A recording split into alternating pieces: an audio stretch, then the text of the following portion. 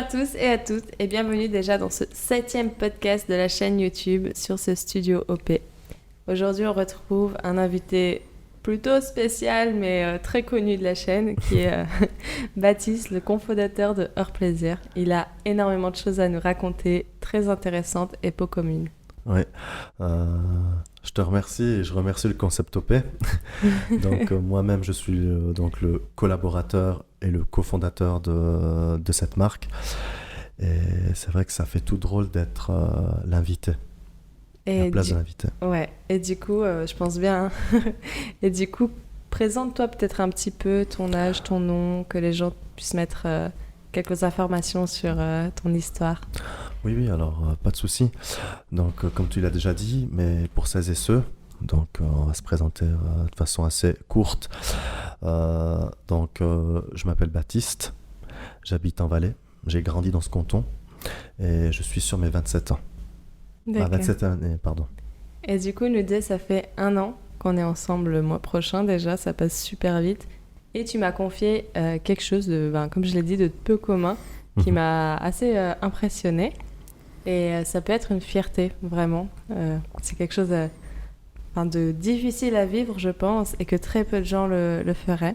Donc tu m'as confié que tu étais sur ta 6e année d'abstinence sexuelle. Oui, en effet. Et alors, ça fait quoi de rien faire pendant 6 ans ? Il y a beaucoup de choses. Il y a énormément de choses. Et d'ailleurs, quand je t'ai partagé ça, j'étais très fier. Ah, mais tu peux porter ça vraiment comme une fierté parce que je pense, comme je l'ai dit, très peu de gens arriveraient à tenir jusque-là et ça doit changer, je pense, énormément de choses dans le mental. De ne pas avoir ces idées qui te traversent l'esprit. Mais le fait, c'est pas de tenir ou pas. D'ailleurs, là, vu que nous, on est ensemble, et puis les auditeurs qui nous écoutent, et les auditrices, ils savent très bien qu'on est ensemble, donc voilà. Mais c'est pas la question de tenir ou pas. Mais il y a eu quelque chose, c'est un processus, et c'est un choix, avant tout. C'est un choix, mais tu t'es pas dit, je me dis, vas-y, je me lance sur 6 ans d'abstinence, quoi. Ça s'est fait un peu... son truc a fait son nid, quoi. Mm-hmm. C'est ça, hein. C'est ça. Donc, pour expliquer, j'ai déjà eu des rapports sexuels avec 2 partenaires. Donc, jusqu'à maintenant, comme j'ai dit, sur ma 27e année, j'ai eu 2 relations sérieuses, dont la 3e, tu en fais partie. Donc, ça fait 3. Et puis, j'ai pas eu un dégoût. Enfin, en fait, oui, j'ai eu un dégoût au niveau d'une relation. Émotionnel. Au niveau émotionnel.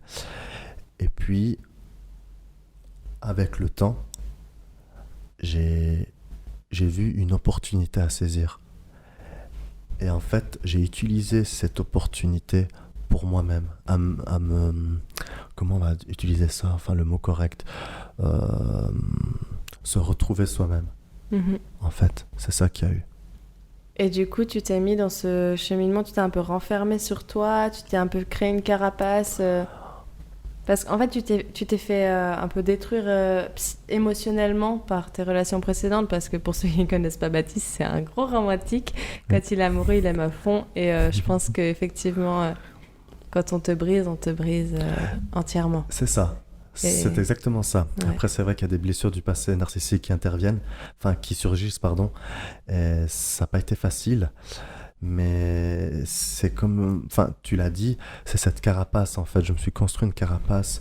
Donc, je dirais le processus est intervenu de façon spontanée. Et c'était un peu ce temps nécessaire à la reconstruction de toi-même. Exactement, de rebâtir, on va dire, un château même. Donc voilà, et qui d'ailleurs, il est toujours en construction, on est toujours en construction de soi. Et c'est ça qui est intéressant, c'est on se concentre sur soi-même, on apprend des choses sur nous-mêmes et on ne cesse d'évoluer. Mmh. Donc le fait de dire combien de temps il a tenu, je pense pas que c'est important. Tu vois ce que je veux dire ? Ouais. Vu que là, nous, on est une relation, je pense, c'est pour ça que je parle vraiment d'opportunité. C'est le chemin que tu as pris, le procédé que tu as utilisé. Et du coup, tu as remplacé ça par quoi? Parce que autant t'as pas eu de relation sexuelle que t'as pas eu de relation amoureuse. Évidemment. Donc vraiment, tu t'es J'ai éloigné pas eu les deux. de tout, quoi. Et, ouais, c'est ça, c'est ça. Euh, je vais pas être, on va dire, en très bref, mais je me suis penché sur le développement personnel. Donc c'est tellement intéressant le développement personnel. Et d'ailleurs à ce jour, hein, je suis toujours intéressé par ça, vu que, comme je dis dans le précédent podcast, les générations elles évoluent. Donc nous aussi on fait partie un peu de ce système et on doit faire face à cela. Donc pour moi, hein, donc bien sûr ça m'appartient, on est constamment, comment on va dire ça, un peu le move, mais on est constamment en fait déjà jugé. Mhm. On est constamment jugé par comment on s'habille, par qu'est-ce qu'on dit, qu'est-ce qu'on va dire, qu'est-ce qu'on n'a pas dit, etc. Tu vois. Et puis, voilà, ça englobe en fait le développement personnel, comment réfléchir, comment se concentrer. D'ailleurs, j'avais un site, d'ailleurs il n'est plus en ligne, c'est le site View Be Focused. Et puis voilà, donc le développement personnel, ça a englobé tout, c'est un tout en fait. Ouais, tu t'es mis à fond dans la lecture de livres, tu as entamé des formations dont Oui. tu n'as pas forcément envie d'en parler et d'autres peut-être que tu as envie de... J'ai pas spécialement envie d'en parler de ma formation. Elles ont touché, je peux dire, donc, dans le domaine de la sécurité. Je me suis penché, je me suis focus, pardon du terme en anglais, mais je me suis concentré sur mes choix, en fait. Donc, si ça ne te dérange pas, je ne vais pas en parler trop. Mais aussi, tu as aussi entamé des formations dans le développement personnel, Exactement. avec des professionnels. Oui, exactement. C'est ça aussi, c'est pas seulement ta formation sécurité, etc. Ah, non. C'est vraiment dans le développement, tu t'es lancé vraiment à fond, oui. les deux pieds dedans. Oui. D'ailleurs, il n'y a pas si longtemps que ça, j'étais travailleur social. Ouais, c'est vrai. En formation. Tu as aussi entamé une... Putain, t'en as fait des choses, hein. Ouais. Une formation d'éducateur qui était aussi très enrichissante. Enfin, moi, très enrichissant. Depuis que je te connais, on se connaît depuis 7 ans, mais on est ensemble depuis 1 an. Donc vraiment tout le temps ensemble. Et du coup, c'est vrai que j'ai vu ton évolution, qui est aussi très impressionnante. Et donc, après, toi, t'étais pas non plus un grand séducteur. Enfin, t'allais pas à la séduction des femmes. Quand tu sortais, tu te préoccupais pas forcément de la nana qui twerkait à côté. Enfin, t'étais pas ce genre de personne-là non plus. Eh ben, tu sais, c'est vrai ce que tu dis. Quand je me rendais à la salle de sport, j'étais avec des amis. Donc ça, je te parle de ça il y a quoi? Il y a 10 ans en arrière. Donc voilà, 16-17 ans. J'étais avec les amis à la salle et c'est vrai que mes amis avaient plus l'envie de regarder les filles passer dans la salle, tu vois, avec les leggings, tu vois ce que je veux dire. Et puis moi, j'étais focus, je me concentrais sur moi. Il y a une part d'égoïsme peut-être, mais non, en fait j'étais en train de bâtir quelque chose. J'étais pas bien face à beaucoup de choses et j'ai dit non. Et j'aime bien utiliser ce mot, c'est une opportunité. Et au début, c'est un processus, c'est difficile à accepter. Quand tu vois tous tes potes qui sortent et puis qui se tapent des femmes. Voilà. Exactement. Donc je vais pas te cacher, je vais pas te dire en claquement de doigts ça a été waouh, c'était facile. Non, c'était vraiment très dur. J'arrivais à la maison. J'étais dans un mood, négatif. Mais tu te crées une solitude et elle peut être nocive. Enfin, tu as vécu des moments nocifs. Est-ce que tu dirais que c'était 100% positif comme expérience Alors, ça a été très difficile. Donc, le côté négatif, il était très présent. Le côté négatif était très présent. Mais c'était à moi d'être positif. Tu vois ce que je veux dire?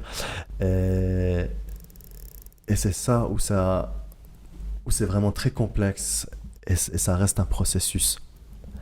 Mais c'était pas évident. Quand j'arrivais à la maison, par exemple, pour reprendre l'exemple, j'arrivais à la maison, j'avais le moral en bas. tu sais, j'avais personne à qui me confier, etc. Et tout d'un coup, tu plonges dans un bouquin. Tu te plonges dans un bouquin. Donc, sur le développement personnel, sur l'entrepreneuriat, tout ça. Et en fait, t'es focus à ça.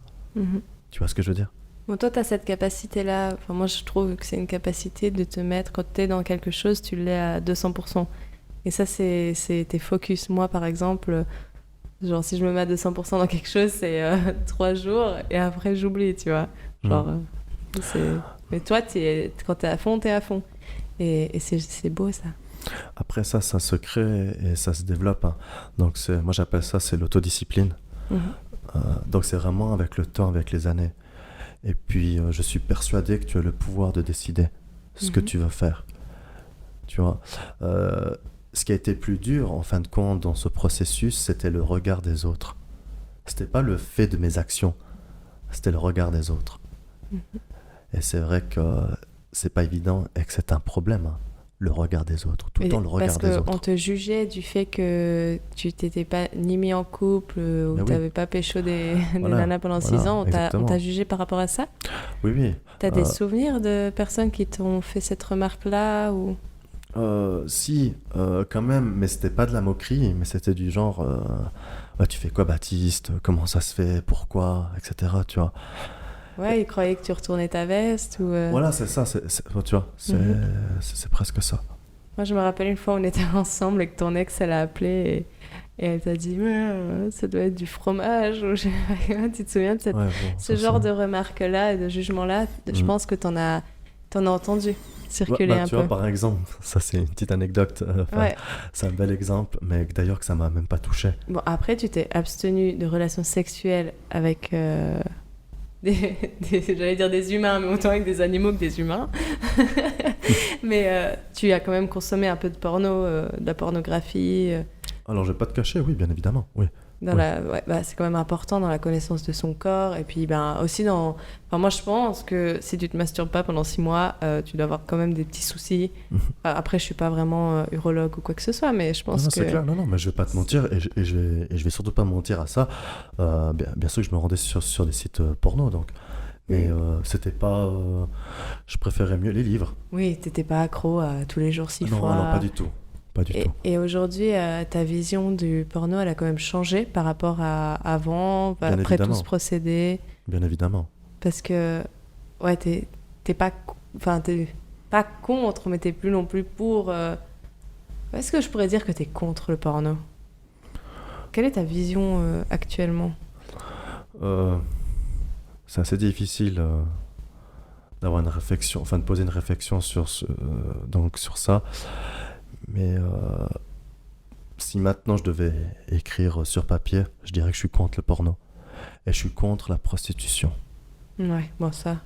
Ah oui, ça c'était une question que je voulais te poser. Que si tu n'avais jamais songé, bon je connais la réponse, mais c'est surtout une question que je pense que nos auditeurs se posent. Si tu as déjà songé à la prostitution dans tes 6 années. Oui. J'ai répondu avant que tu me poses la question. Voilà. Donc, et pourquoi Alors, je suis contre la prostitution. Après, attention, je respecte énormément toute personne qui le font. Mais moi, il y a plusieurs choses qui interviennent.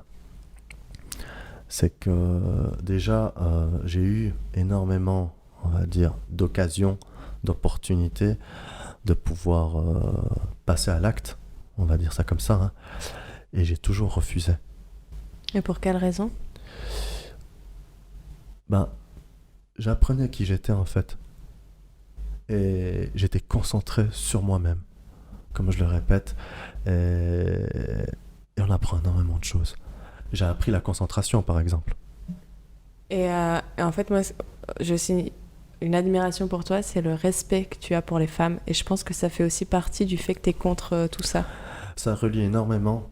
Et il y a aussi, je fais une petite parenthèse face à ça, c'est que je viens d'un pays asiatique et qui est très touché par ce fléau, donc la prostitution. Et c'est vrai que ça me pèse beaucoup. Et ces personnes n'ont pas le choix. C'est pour ça que je respecte toute personne qui font ce choix-là. Mais moi, ça, je suis contre. Tu vois. Je suis contre parce que je me mets à la place de la personne Et c'est malsain, c'est très malsain. Et je pense que du coup, les fois où tu t'es rendu dans ton pays, tu as eu de nombreuses propositions Énormément, énormément.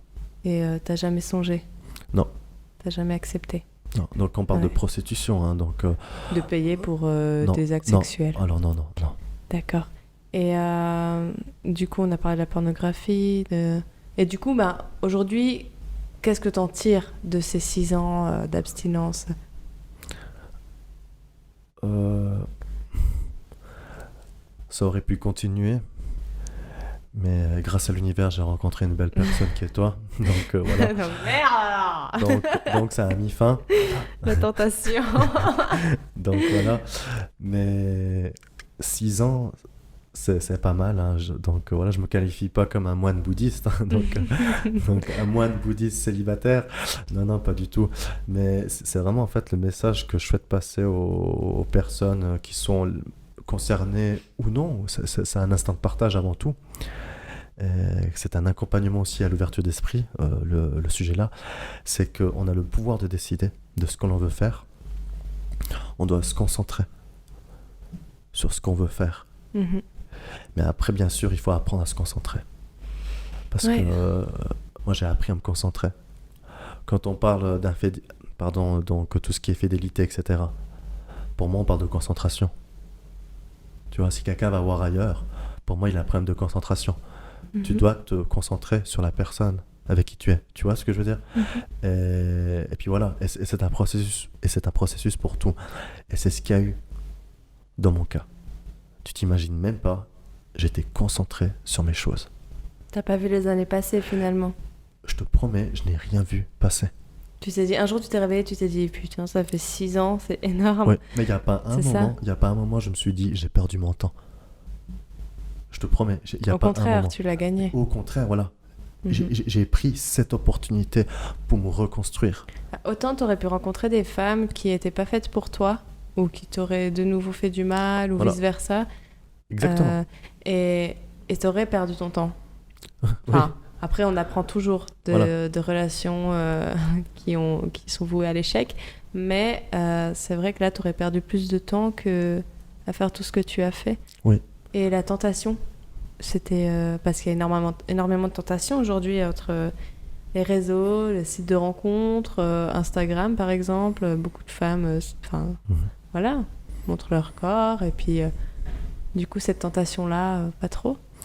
Non, et puis tu sais, c'est juste de l'illusion, justement. Donc c'est une tentation, comme tu dis. Non. À part moi, que tu suivais en secret, tu likais mes photos. Ça, c'est vrai. Mais c'est vrai. Mais en fin de compte, tu sais, je suis assez dans le feeling un peu avec tout ce qui est l'énergie, tout ça. Et puis, c'est vrai qu'avec toi, tout s'est passé de façon spontanée, hein. Oui, comme si ça t'était écrit. Ouais, voilà, c'est ça. Mais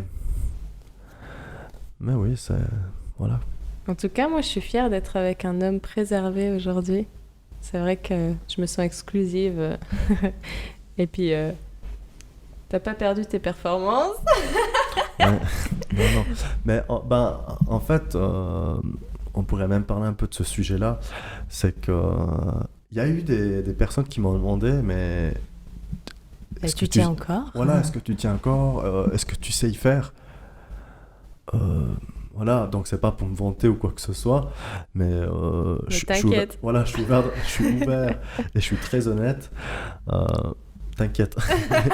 T'inquiète. Non, mais donc c'est vraiment, ça se perd pas en fait, et c'est ça que je veux vraiment partager.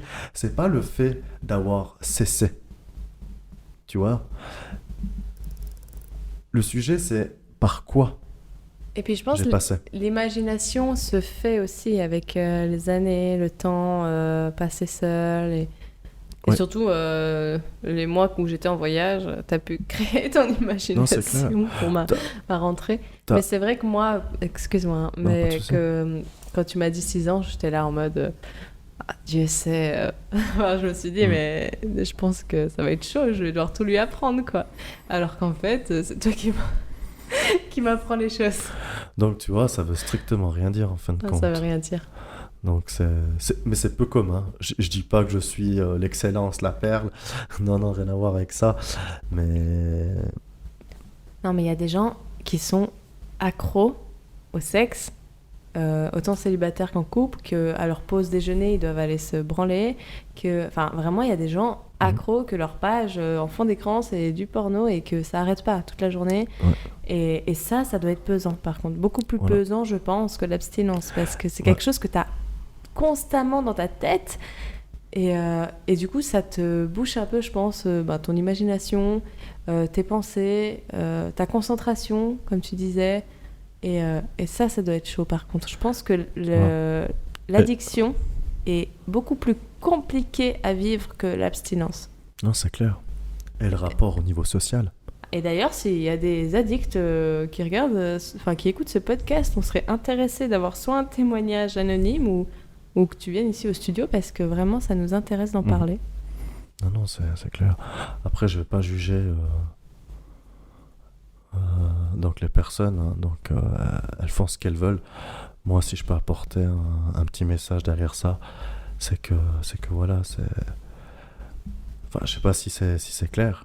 Oui, après, c'était pas du tout un jugement, c'était vraiment un fait. Que je pense que c'est vraiment compliqué à vivre. Mais en tout cas, la manière dont tu as abordé ce sujet-là, il était vraiment très intéressant et enrichissant. Et ça amènera peut-être des gens à se dire que finalement, ils peuvent se concentrer sur autre chose que le sexe. C'est exactement ça. Alors, merci beaucoup. Tu as encore quelque chose à dire peut-être pour enrichir non, moi, encore tout, non. Tout est dit. Tout est dit, c'est bon. Super. Alors, vous pouvez nous rejoindre sur Instagram. Tous les liens sont en bas de la vidéo. On a notre nouveau site internet du concept qui est incroyable. On en est très fiers. Et voilà. Merci. Merci beaucoup, Baptiste. Merci à toi. À bientôt pour un prochain podcast. Soyez vous-même. Devenez OP. Ciao.